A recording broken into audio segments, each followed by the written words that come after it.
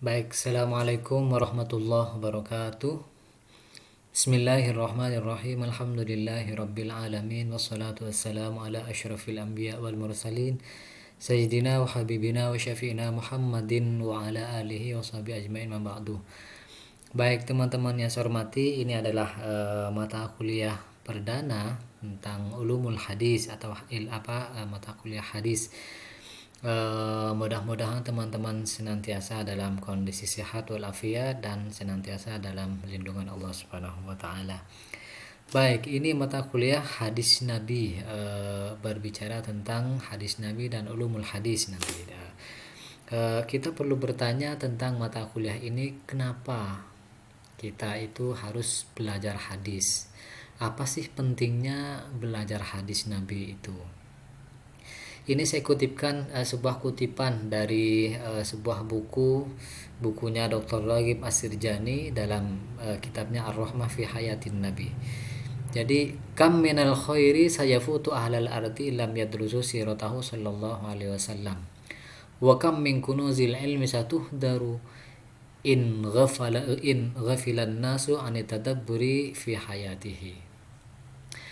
Jadi jika manusia tak mempelajari sirah Nabi Muhammad SAW, maka akan banyak nilai-nilai kebaikan yang luput dari perhatian manusia. Ya. Kemudian jika manusia lupa merenung dari kehidupan Nabi, maka gudang-gudang ilmu itu akan terabaikan, akan terpendam. Jadi kira-kira kenapa kita belajar hadis Nabi? Kenapa kita harus belajar dari Nabi Muhammad SAW? Karena Nabi itu adalah sumber ilmu pengetahuan. Nabi itu adalah sumber nilai-nilai kebaikan. Jadi kalau ada orang yang tidak ingin atau tidak mau belajar kepada Nabi, tidak mau belajar kepada sosok yang paling mulia sedunia, maka itu adalah ciri-ciri orang yang merugi. Ini kenapa kita pentingnya belajar hadis Nabi. Pertama, kita akan memahami pengertian hadis. Kita pada pertemuan kali ini akan membahas tentang istilah-istilah kunci dalam kajian hadis ya. Dan ini kita harus pahami untuk kedepannya memudahkan komunikasi dalam mata kuliah ya. Jadi hadis ya, secara bahasa itu al-jadid, sesuatu yang baru ya. Al-khabar ya, berita. Al-qarib, sesuatu yang dekat, itu secara bahasa. Tapi secara istilah begini.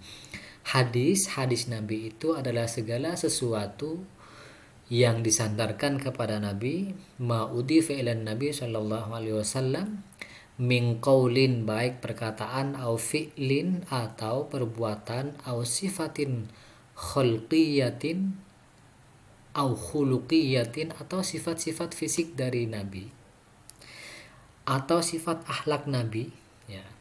Ini definisi dari ulama ahli hadis. Jadi ulama ahli hadis itu menganggap hadis itu adalah seluruh sesuatu yang berasal dari Nabi, baik itu perkataan, perbuatan. Nabi berkata-kata, misalkan qala Nabi sallallahu alaihi wasallam, bersabda Nabi Muhammad sallallahu alaihi wasallam, innamal a'malu binniyat, sesungguhnya perbuatan itu tergantung dengan adanya, itu perkataan Nabi itu diambil. Atau Nabi melakukan sesuatu, misalkan Nabi kalau pergi untuk mengajar para sahabat atau pergi untuk ke masjid itu pakai harum-haruman. Nah, itu sifat Nabi. Kemudian atau perbuatan Nabi atau sifat fisik ya. Nabi itu misalkan badannya tegap ya. Tidak terlalu tinggi, tidak terlalu pendek, jadi sedang-sedang saja. Perawakannya itu oleh ahli hadis itu dianggap sebagai hadis ya. Jadi sifat-sifat fisik, karena Nabi Shallallahu Alaihi Wasallam dohmul hamati, Nabi itu perawakan kepalanya agak besar ya. Kemudian sifat-sifat akhlak Nabi, misalkan Nabi itu disebutkan sebagai al-bassam ya.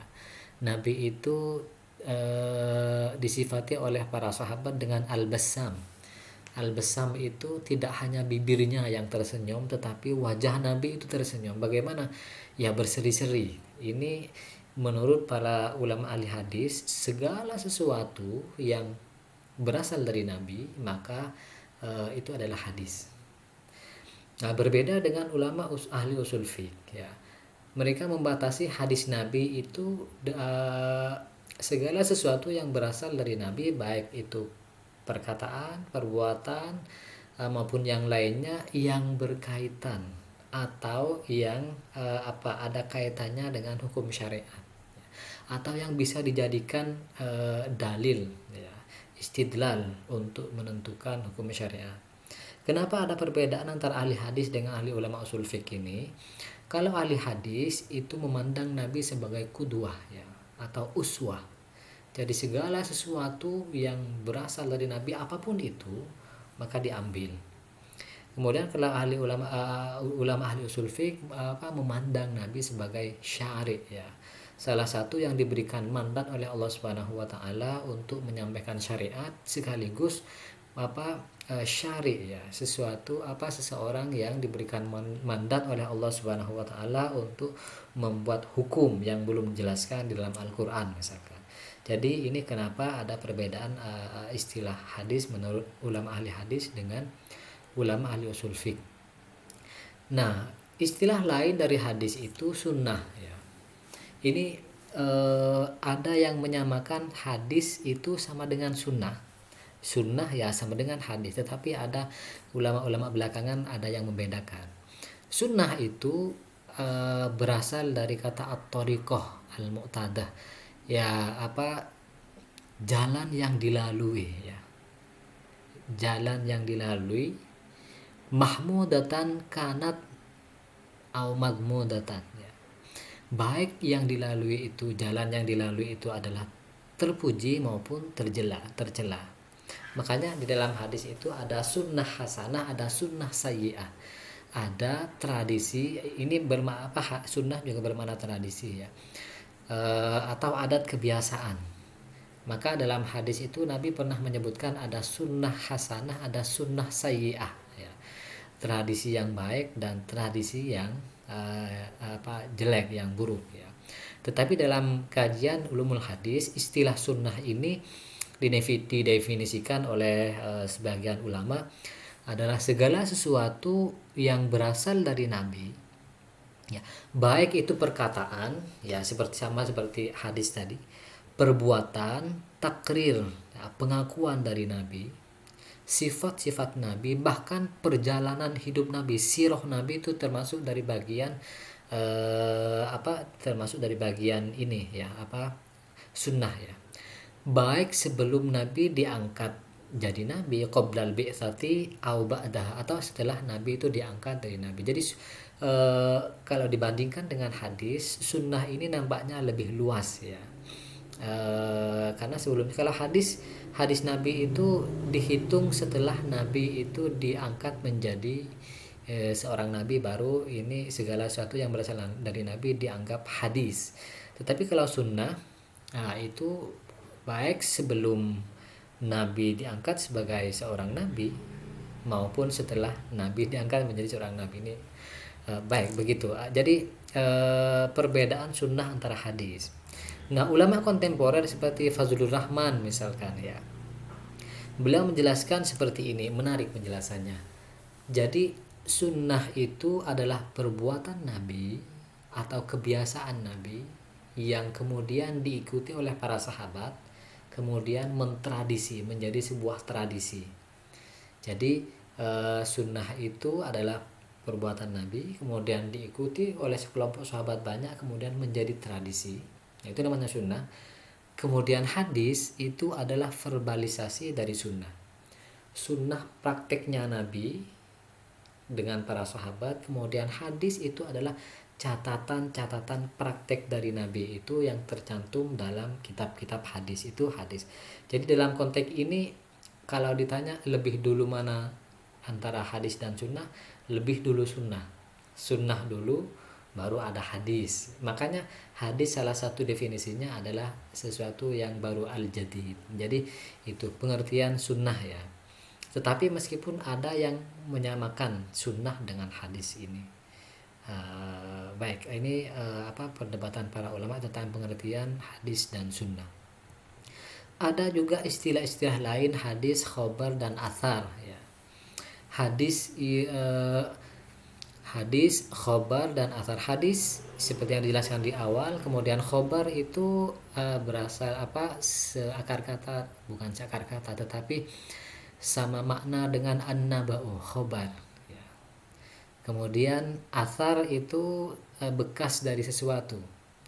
Kadang-kadang hadis, khobar dan athar ini digunakan dengan pengertian yang sama, yakni sesuatu yang bersumber dari Nabi.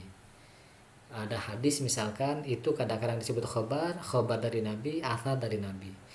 Tetapi dijelaskan oleh para ulama, misalkan Mahmud Tohan dalam kitabnya Taisir Mustalah Hadis, khobar itu ada kalanya berasal dari Nabi, kemudian ada kalanya sesuatu yang berasal dari para sahabat ya.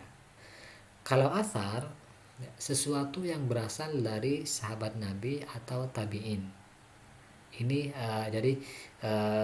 ini ya, ada perbedaan. Tetapi ketiga-tiganya, hadis, khobar dan athar ini kadang-kadang dijadikan satu istilah untuk merujuk sesuatu dengan sesuatu yang berasal dari Nabi. Jadi bisa disimpulkan kalau hadis sudah pasti bisa dikatakan khobar atau athar ya. Kalau khobar itu belum tentu hadis, pun demikian athar belum tentu hadis. Saya ada gambar, ini bukan gambar saya pribadi tetapi saya ambil gambar di internet, tetapi saya kira ini cukup menjelaskan sesuatu yang dijelaskan oleh para ulama. Misalkan di Tafsir Mustalah Hadis itu Mahmud Tohan. Jadi begini, yang pertama hadis ya, segala sesuatu yang bersumber dari Rasulullah setelah risalah, setelah Nabi diangkat menjadi utusan ya.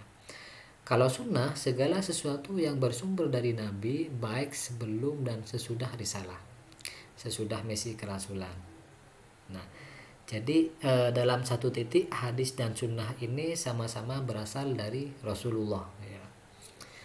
Kemudian khobar juga kadang-kadang diartikan segala sesuatu yang bersumber dari Rasul ya. Tetapi di dalam konteks yang lain diartikan segala sesuatu yang bersumber dari Rasul dan sahabat. Segala athar, segala sesuatu yang bersumber dari Rasul. Kemudian dalam istilah yang lain, segala sesuatu yang bersumber dari Rasul dan lainnya seperti sahabat dan tabi'in ya. Jadi ini yang perlu difahami oleh teman-teman tentang hadis, sunnah, khobar dan athar. Jadi ini adalah istilah-istilah awal yang perlu kita pahami. Dari sisi hadis, dari sisi bentuknya, hadis Nabi itu kadang-kadang berupa perkataan ya, sebagaimana dijelaskan di awal. Nabi berkata-kata misalkan al-mu'minu akhul mu'min ya, orang mukmin itu dengan mukmin yang lain bersaudara misalkan. Ada hadis perbuatan, hadis fi'li, Nabi berbuat sesuatu baru kemudian diikuti oleh para sahabat. Misalkan ketika mencontohkan sholat, shollu kama ra'aitumuni usolli, Nabi sholat dulu di atas bukit, kemudian Nabi memerintahkan agar para sahabat itu mengikuti sebagaimana sholatnya Nabi ya. Kemudian takriri ini adalah hadis sesuatu yang didiamkan oleh Nabi atau dibiarkan oleh Nabi ya. Dibiarkan oleh Nabi ini misalkan para sahabat melakukan sesuatu, salah satu contohnya misalkan para sahabat itu makan binatang dob ya. Dob itu sesuatu yang mirip biawak ya. Nabi ada pada waktu itu di situ, itu tidak melarang dan tidak memerintah. Nah ini yang dinamakan dengan hadis takriri ya. Kemudian ada hadis al-wasfi, sifat Nabi, baik secara sifat fisik maupun sifat akhlak Nabi ya. Yang tadi dijelaskan Nabi itu katanya sering tersenyum ya, kemudian wajahnya berseri-seri. Atau sifat fisik Nabi, misalkan Nabi ketika berjalan itu cepat misalkan ya, Nabi itu adalah wajah yang paling tampan di antara orang-orang lain, di antara teman-temannya Nabi, di antara para sahabat dan lain sebagainya. Jadi sifat ini bisa berupa sifat fisik maupun sifat akhlak Nabi. Jadi itu pengantar tentang hadis, sunnah, khobar, dan athar. Mudah-mudahan bermanfaat. Ini teman-teman bahan bacaan bisa dibaca di beberapa buku Ajat Al-Khatib, Usulul Hadis, Ulumuhu Mustalahuhu. Kemudian ada Mahmud Tohan, Taisir Mustalah Hadis. Ini panduan ulumul hadis praktis ya sehari-hari. Kemudian ada buku Badil Khairum, ini bahasa Indonesia. Kemudian ada bukunya Yusuf Al-Qaradawi, Al-Madkhal Lidirasah As-Sunnah Lidirasati Sunnah An-Nabawiyah. Ini ada yang kurang. Ya baik, terima kasih. Mungkin hanya ini yang bisa saya jelaskan di pertemuan pertama ini. Jika teman-teman ada pertanyaan silahkan tulis di kolom komentar. Terima kasih. Wassalamualaikum warahmatullahi wabarakatuh.